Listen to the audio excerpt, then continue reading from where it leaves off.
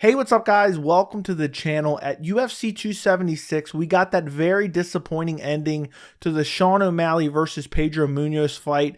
And I've already made a dedicated video talking about the stoppage itself and what I thought about that. I will link it down in the description. But since that fight ended in kind of controversy, a lot of people are wondering what's next for Sean O'Malley, because a lot of people thought, okay, he gets this tough test in Pedro Munhoz, and if he beats him, that'll kind of catapult him towards the top 10, top 5 of the bantamweight division.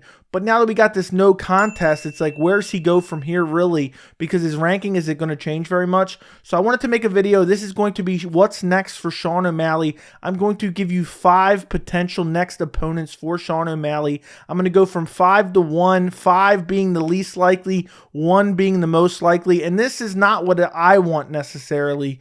This is what I think the UFC will do. And I just think these are the options that are potential opponents for Sean O'Malley that I could kind of see happening. The first 2 I don't think are very likely, but we'll talk about them in a second. But guys, if you enjoyed these videos, let me know down in the comments. Is there another fighter on UFC 276 you want to see this type of video for? And don't forget to like the video. So first up at number 5, a fight that I could see for Sean O'Malley next, but I don't think it's super likely, and I don't think the UFC makes it. That is Sean O'Malley versus Petr Yan. This is a fight, I mean, these guys have been back and forth online. Petr Yan is kind of the odd man out in the division right now. All the top guys are booked up. Petr Yan doesn't have a fight. Sean O'Malley has talked about fighting Petr Yan next. He said, he was talking before the fight, if he beats Pedro, he might call out Petr Yan.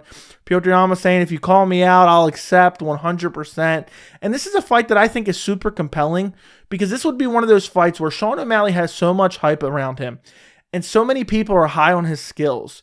This would be like a Hamzat Gilbert Burns fight. You would just throw O'Malley in. He's been in the UFC a little bit longer, has more fights, but just instead of having him slowly work his way up that top 15, just throw him right in with the Sharks. Because if Sean O'Malley were to beat Petr Yan, I mean, he's earned himself a title shot. Petr Yan lost the title to Aljamain Sterling in that weird DQ, and then there was a close decision against Aljamain Sterling in his most recent fight. Petr Yan is still one of the best 135ers in the world, but I don't think the UFC is going to make this fight. I think the UFC has spent a long time kind of branding O'Malley and trying to build O'Malley into a superstar.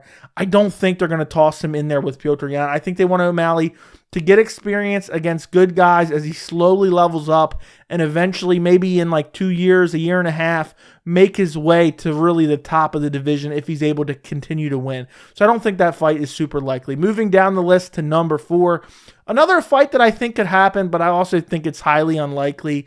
That is Sean O'Malley versus Henry Cejudo. Henry Cejudo is the former bantamweight champion.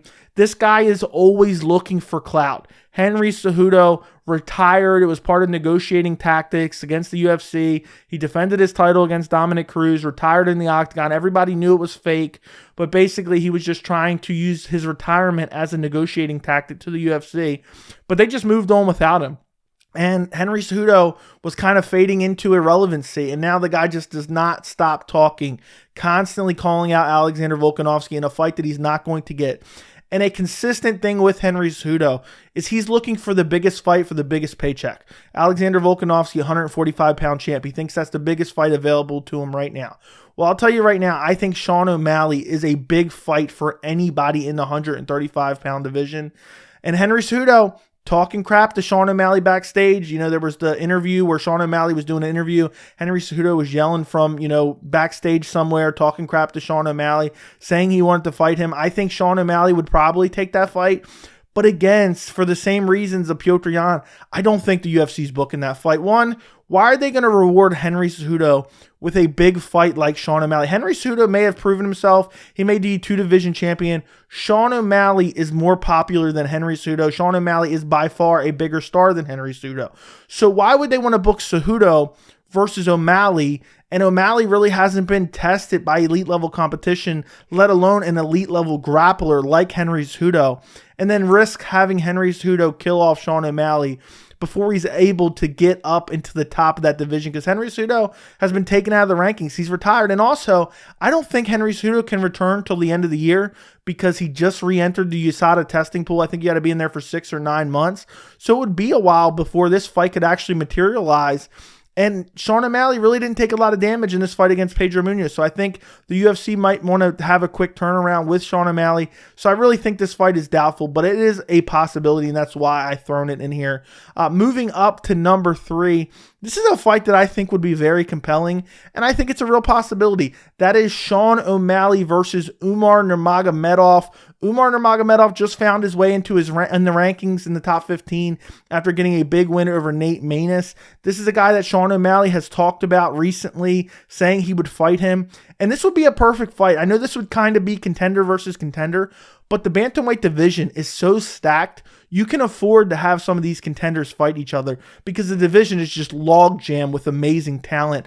I mean, there's so many great fighters outside the top 15, and people have been asking for a while. I know we've wanted to see Sean O'Malley versus elite level competition, and Umar's only 3 fights into the UFC, but it'd be very interesting because the grappling dynamic of Umar plus the elite level kicks against a guy like Sean O'Malley, who's looked really good, but again, against lesser competition. His biggest challenge was against Marlon Vera. We all know what happened there. He got his legs brutally chopped, then shucked to the ground and brutally flash KO'd with elbows, then stretchered out of the cage with no serious injuries.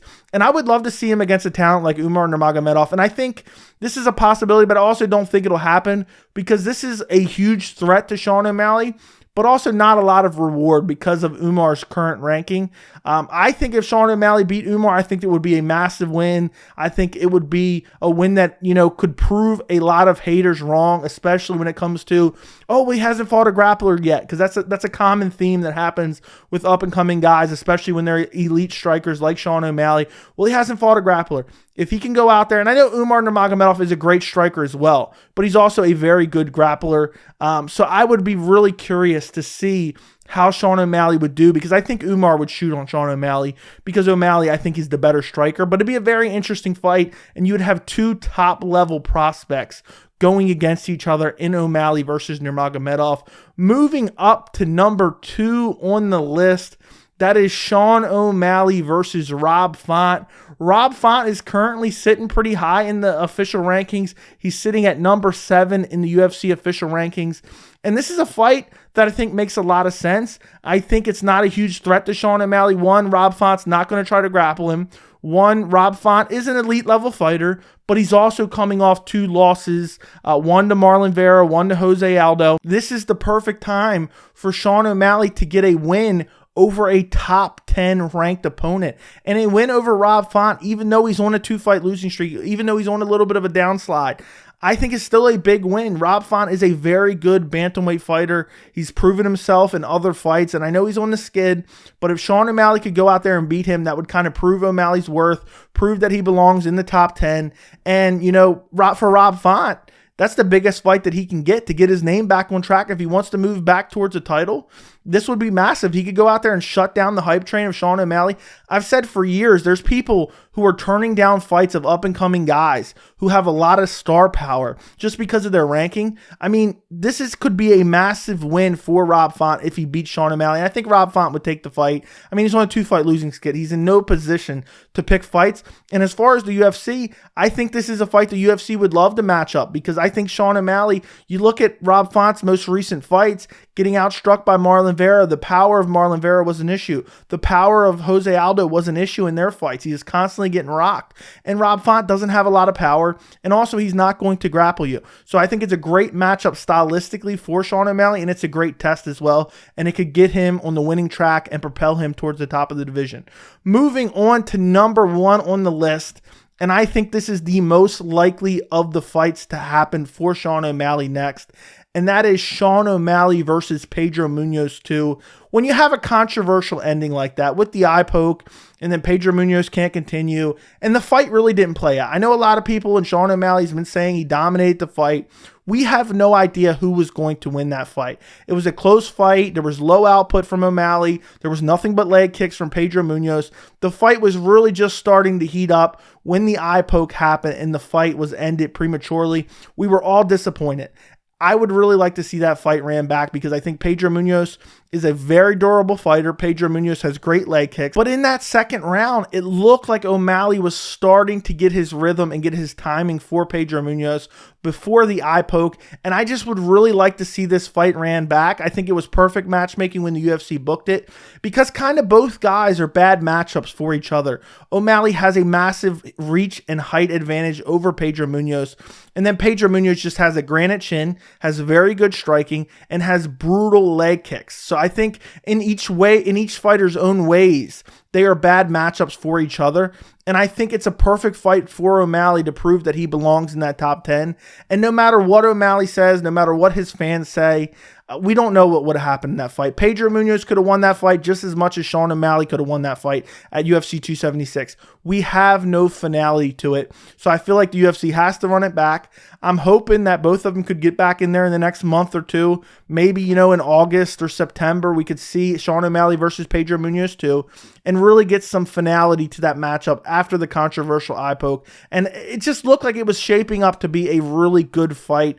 And I think it's the perfect fight for Sean O'Malley right now. I think it's the perfect fight for Pedro Munhoz. And I think it's a fight the UFC wants to make because they favor Sean O'Malley in that fight. And a lot of people favor Sean O'Malley in that fight, myself included. I thought that Sean O'Malley would kind of pick him apart at range and win via decision. And, I just think we have to see it. And a win over Pedro Munhoz would be massive for Sean O'Malley's career. Even though he's on a bit of a slide right now, Pedro Munhoz is a super durable top 10 bantamweight fighter. And this is a sport where the young eat the old. And if Sean O'Malley could go out there, I said it before the fight, if Sean O'Malley could go out there, they did this rematch, and Sean O'Malley could go out there and put Pedro Munhoz's lights out, that would be massive. Pedro Munhoz has never been finished by KO or TKO. So let me know what you guys think in the comments. Which of these fights do you want to see the most? Don't forget to like the video, and thank you so much for watching.